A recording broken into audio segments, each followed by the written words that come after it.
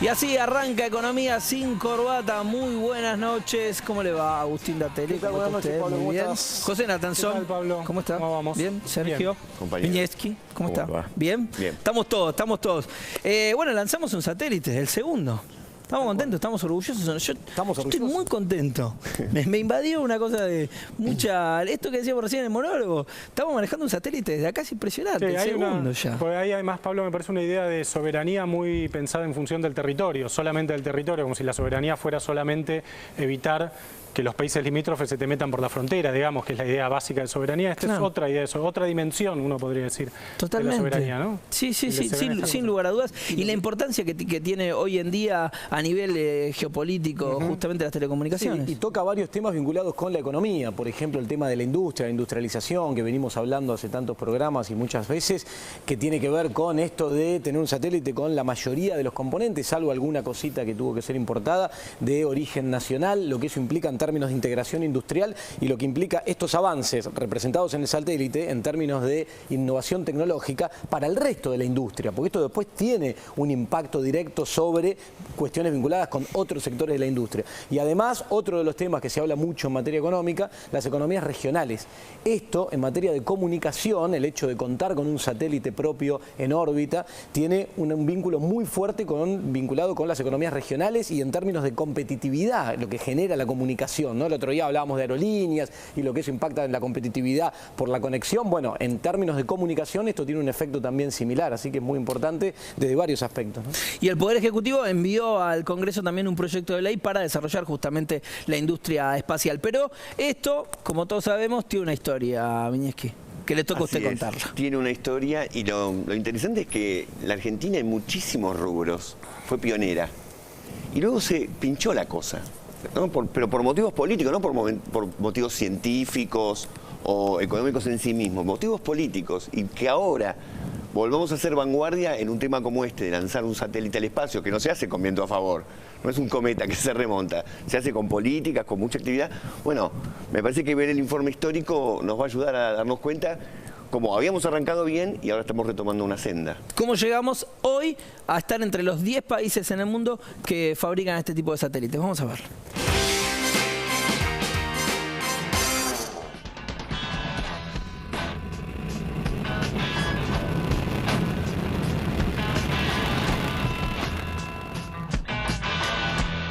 Argentina fue el cuarto país del mundo en lanzar al espacio un mono.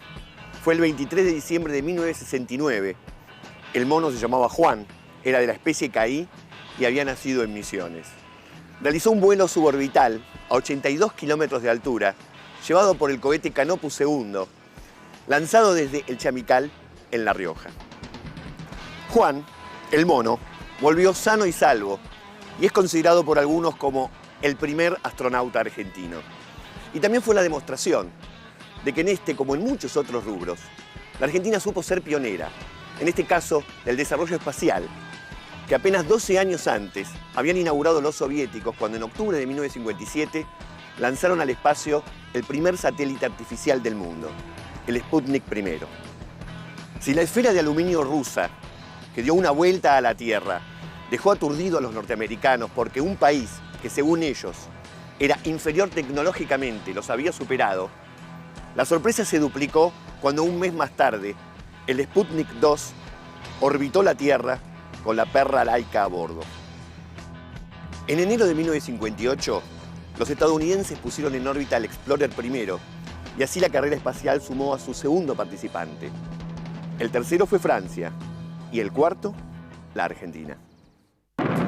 These are extraordinary times, and we face an extraordinary challenge. I believe that this nation should commit itself to achieving the goal before this decade is out of landing a man on the moon and returning him safely to the earth. That's one small step for man, one giant leap for mankind. Tuvieron que pasar más de 20 años para que la historia satelital argentina diera sus primeras señales. En enero de 1990, el cohete Ariane puso en órbita al primer objeto argentino en el espacio, el LUSAT I, que fue obra de radioaficionados pertenecientes a la filial argentina de AMSAT. El segundo satélite fue el Víctor I, lanzado desde Córdoba en agosto de 1996 por un cohete ruso, con la misión de recabar información y hacer estudios sobre el clima. Y en enero de 1997, lanzado desde la Guayana Francesa, entró en órbita el Nahuel 1A, un satélite de comunicaciones geoestacionario argentino, construido en Francia y Alemania, y operado inicialmente por Nahuelsat y desde 2006 por ARSAT, desde la base terrestre de Benavides en la provincia de Buenos Aires. Con estos antecedentes, en 1998, la Unión Internacional de Telecomunicaciones le otorgó a la Argentina una importante posición orbital exclusiva y un plazo para ocuparla. Ese mismo año llegó al espacio el SAC-A, un desarrollo de la CONAE construido por INVAP. Su objetivo era seguir a la comunidad de ballena franca austral y sacar fotos del país para estudiar la dinámica de las inundaciones y las sequías. Pero a los pocos meses su órbita decayó y se quemó en la atmósfera. Se va a licitar un sistema de vuelos espaciales mediante el cual desde una plataforma que quizás se instale en la provincia de Córdoba, esas naves espaciales van a salir de la atmósfera, se van a remontar a la estratosfera y desde ahí elegir el lugar a donde quieran ir. De tal forma que en 1 hora y media podemos estar desde Argentina, en Japón, en Corea o en cualquier parte del mundo. El siguiente capítulo espacial argentino fue escrito recién 9 años después con el PEWENSAT I, un pequeño satélite de 6 kilos con objetivos educativos, construido totalmente en el país por docentes y alumnos de la Universidad Nacional del Comahue. Fue lanzado el 10 de enero de 2007 desde la base aeroespacial de la India y fue llamado así por el pehuen, el árbol milenario y autóctono de los bosques andino-patagónicos.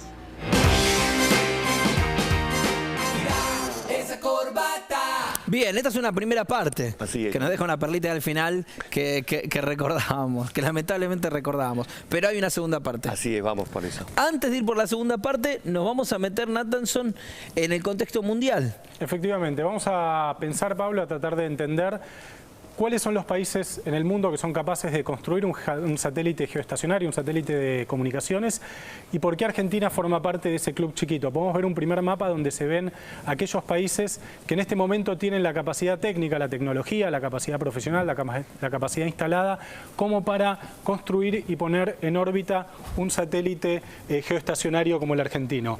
Vemos ahí a Estados Unidos, Rusia, China, Japón, Israel, India, la Unión Europea. En realidad son Alemania y Francia los países de la Unión Europea que lo pueden hacer, y Argentina.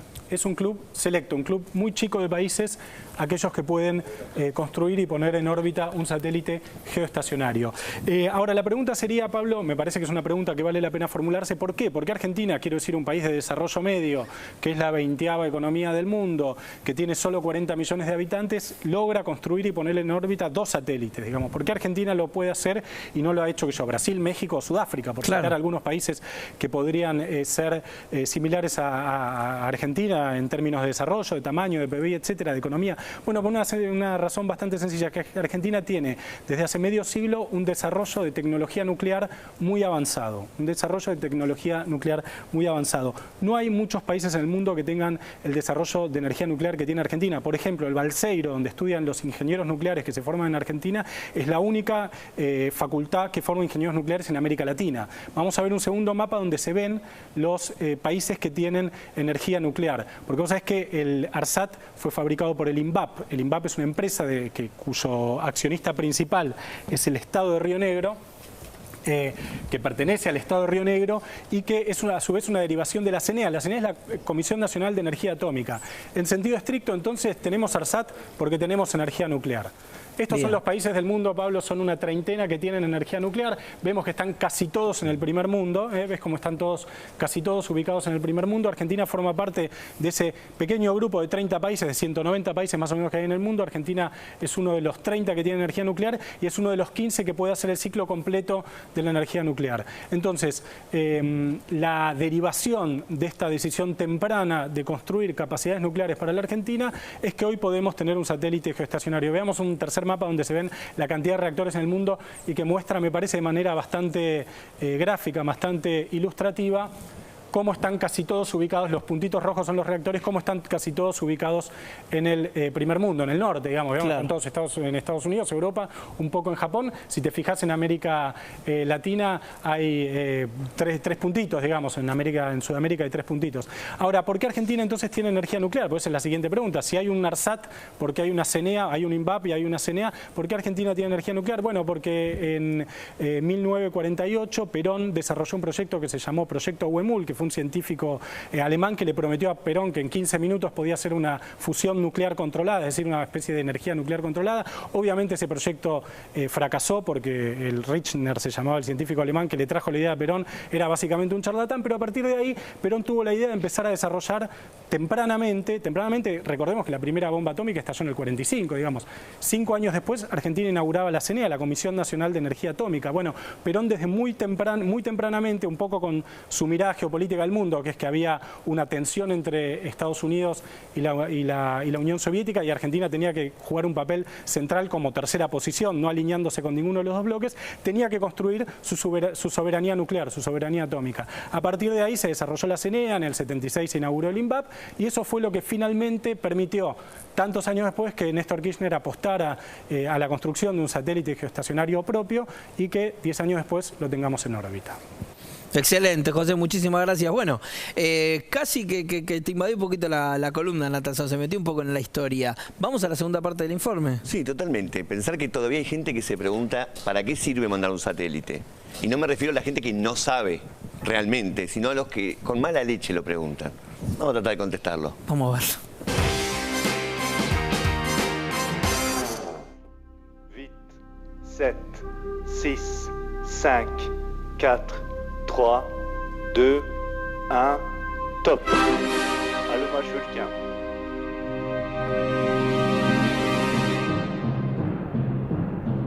Allumage UAP, décollage. El 16 de octubre del año pasado fue puesto en órbita el ARSAT-1 como parte del Plan Satelital Geoestacionario Argentino, que implica el diseño y fabricación de satélites propios, su puesta en órbita y operación, con el objetivo de defender las posiciones orbitales que le asignaron al país y desarrollar la industria espacial nacional.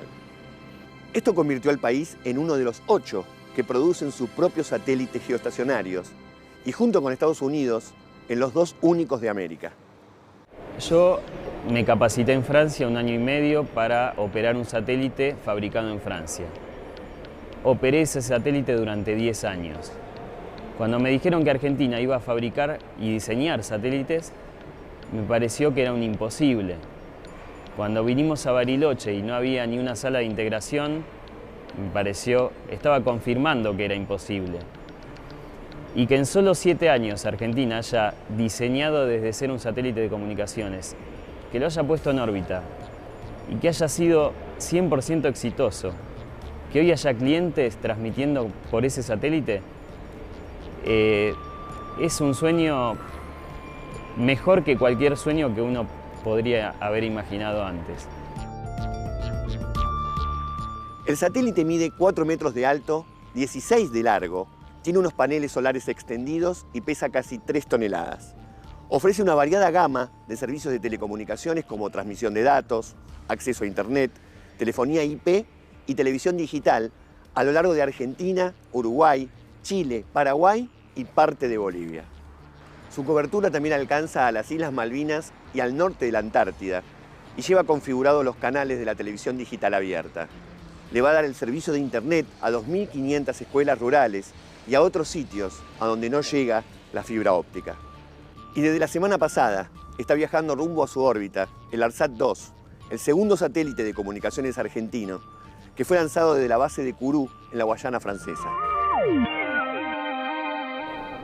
Tener un segundo satélite de telecomunicaciones geoestacionario para la Argentina significa demostrarle al mundo que el uno no fue hecho por azar, que acá en Argentina contamos con capacidad, con mucha capacidad para poder lograr hacer satélites, tenemos el conocimiento. Desde su posición orbital, el ARSAT-2 permite iluminar las 3 Américas, desde la tundra canadiense hasta la península antártica, lo cual significa que la superficie que abarca el nuevo ARSAT está habitada por más de 1.000 millones de personas. Los servicios del flamante satélite implican televisión directa a los hogares, acceso a Internet y telefonía, y su posición privilegiada a nivel transcontinental le van a permitir una explotación comercial muy lucrativa para el Estado. El objetivo es posicionar al país como competidor de servicios de telecomunicaciones espaciales e impulsar el desarrollo de la industria nacional de proyectos audiovisuales hacia el resto del continente. Como el ARSAT 1, el 2 también fue fabricado en San Carlos de Bariloche por INVAP, la empresa estatal de alta tecnología en la provincia de Río Negro. Los dos tienen tamaños parecidos y usan los mismos materiales estructurales, y son consecuencia directa de la política de soberanía satelital que en la última década llevó el Estado Nacional, gestionando ante la Unión Internacional de Telecomunicaciones la defensa de las posiciones geoestacionarias que le fueron asignadas a la Argentina y fueron amenazadas por un consorcio de capitales internacionales. Y con el tiempo nos dimos cuenta que la gente puede hacer esto, digamos, que la gente en Argentina podemos hacer esto. Y ahora estoy convencido de que podemos seguir al 2 y al infinito y más allá, o sea, es así. Estamos trabajando para mejorar la plataforma, para hacerla más óptima, para poder tener otras bandas de frecuencia, para poder cubrir todas las posiciones orbitales que tengamos para la Argentina. Estamos con una política de Estado estable que me parece que permite garantizar la continuidad de estos proyectos, y para eso estamos trabajando. Todo esto se logró gracias al alto nivel de inversión pública para el desarrollo de los satélites ARSAT y permitió la permanencia en el país de técnicos e ingenieros y la creación de puestos de trabajo altamente calificados, lo cual fue fundamental para el desarrollo de la industria espacial argentina y latinoamericana. Estamos, evidentemente, ya no ante una inversión de infraestructura, sino ante una inversión en soberanía espacial. Ahí va el Capitán Beto por el espacio, con su nave de fibra hecha en Aedo.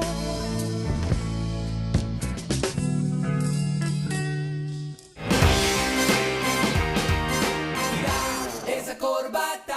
Celebro la decisión de musicalizar de esta manera el final del informe. Me encantó. Muchísimas gracias, Sergio. Datelis, Sí. ¿cómo estamos? ¿Cómo estamos para ver los números del ARSAT? Bueno, vamos a ver algunos números y algunas reflexiones, después de escuchar al flaco feliz. A ver, primero, el programa pasado habíamos hablado de cuestiones vinculadas con, ¿te acordás? La gestión pública, la gestión privada. Esto es un claro ejemplo de integración público-privada y donde es fundamental la decisión política. Todo esto no se hubiera podido hacer sin decisión política y la participación de diferentes actores vinculados con el sector público en esto de articular la comunidad científica con sectores de la industria y que implica... Sí, de empresa pública, bien gestionada y exitosa. Tal cual, y que implica agregar valor. Ya están los números. Sí, ya están los números. Vamos con algunos números, después te comento alguna cosita más.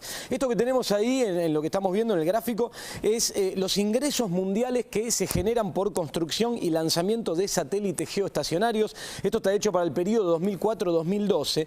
Lo que vemos ahí es por países, los principales países que generan estos ingresos a nivel mundial: Estados Unidos, la Unión Europea, Rusia, China y el resto. Obviamente por tamaño dominan esos grandes países. Generan un total en ese periodo de 51.000 millones de dólares, como para tener una idea del potencial de generación de valor que tiene esta industria vinculada con la construcción y el lanzamiento de satélites. Después tenemos otros datos también vinculados con la industria mundial que dan cuenta de la relación entre las posiciones orbitales asignadas, ¿sí? Se asignan posiciones orbitales a los países, y dos variables, la población y el PBI per cápita, medido en miles de dólares.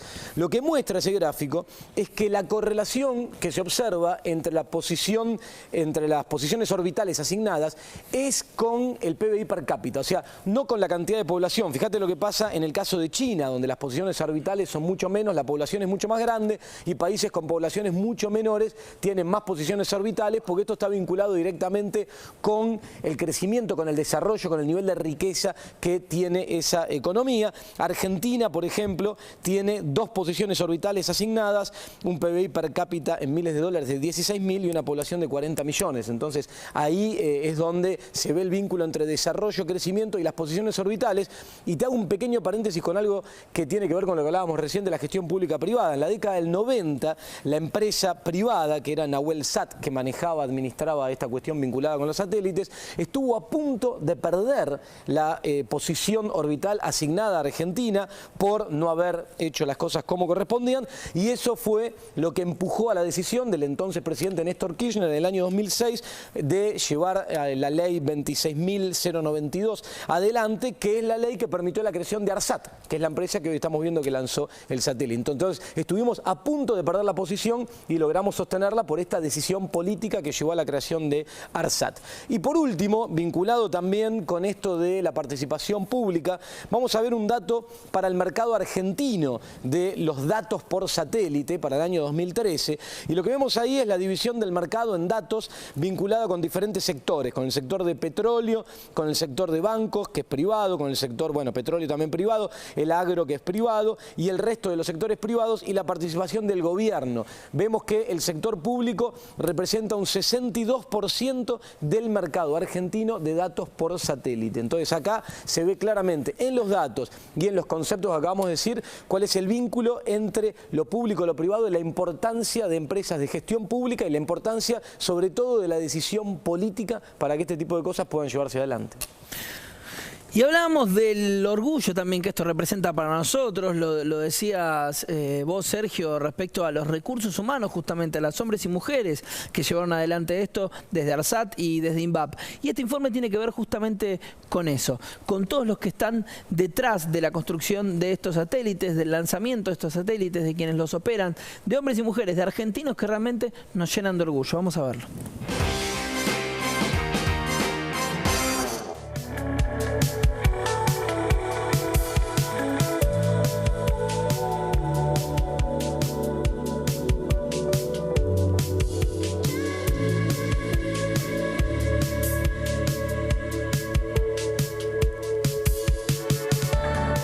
Estamos en la sede de INVAP, en San Carlos de Bariloche, en el cuarto de integración del edificio de integración satelital, con ARSAT 2 a nuestras espaldas. El satélite ya está listo, estamos en la última revisión, lista para embarcar el satélite. Así que completamos 5 años casi de trabajo, así que en alguna medida, alguna emoción, sobre todo pensando en la cantidad de gente que trabajó y la cantidad de horas que hay metidas acá y lo que implica, digamos, para la gente que lo hizo. Es una emoción muy grande, en lo personal fueron muchos años de trabajo y esfuerzo, un orgullo personal, un orgullo para INVAP, un orgullo para el país. Creo que todo el esfuerzo hecho, el compromiso demostrado, el equipo de trabajo es una muestra clara y contundente de que podemos hacer las cosas aquí. ARSAT 2 es un satélite de comunicaciones geoestacionario que va a dar cobertura no solamente en Argentina, sino también en todo el continente americano, en Norteamérica y en todo el hemisferio. Va a incluir banda KU y también banda C. Es el hermano menor de ARSAT 1, que se lanzó el año pasado. Ya con 3 antenas, 3 zonas de coberturas, va a brindar servicios a toda América, en 2 bandas de frecuencias distintas. Tiene algunas características distintas a los ARSAT 1 que implicaron desafíos para INVAP y para ARSAT, que por suerte pudimos completarlos exitosamente y de alguna manera le devolvemos la confianza a los que apostaron que podíamos hacerlo. Nosotros conformamos un equipo de trabajo multidisciplinario, todos coexistimos de alguna manera en una oficina, gran oficina, que está aquí en este edificio, en el segundo piso, alrededor de unas 20, 30 personas. Entonces es transcurrir largas horas de trabajo con gente con la cual interactuamos todo el tiempo Y creo que eso es también una de las claves de poder llevar adelante un proyecto tan complejo y demandante en esfuerzo. Es un logro hecho, es un desafío que pudimos cumplir, es un objetivo alcanzado y bueno, ahora nos queda el lanzamiento y la operación. Estamos protegiendo algo que es de la Argentina y nos permite conservarlo en el tiempo. Muy importante para tener control de la tecnología y poder en el futuro seguir evolucionando los diseños y seguir progresando en esta industria. También es una forma de mostrar que la industria espacial argentina está en pleno desarrollo, es una forma de mostrar que podemos hacer cosas acá en el país y también en definitiva poder salir a vender satélites al resto del mundo. Es una muestra que con el esfuerzo de cada uno y con la esperanza de poder hacer las cosas aquí, se puede llegar muy lejos. Esta capacidad que adquirió el país, Argentina, ARSAT e INVAP, no se pierda y poder en algún futuro, esperemos no muy lejano, exportar este tipo de tecnología a otros países con las mismas necesidades, ¿no? Es decir, hemos terminado una etapa, tal vez la más larga en tiempo, porque requiere de todo el diseño, fabricación, integración y ensayos del satélite, pero restan un par de eventos o etapas de tremenda importancia. No podemos fallar, hemos practicado y probado una y mil veces todo lo que va a ocurrir, inclusive en Kourou, y luego durante la parte de operaciones con el control desde Benavides. A partir del lanzamiento arranca la historia para nosotros. 4, 3, 2, 1, top. Allumage Vulcain. Allumage du CAP, décollage.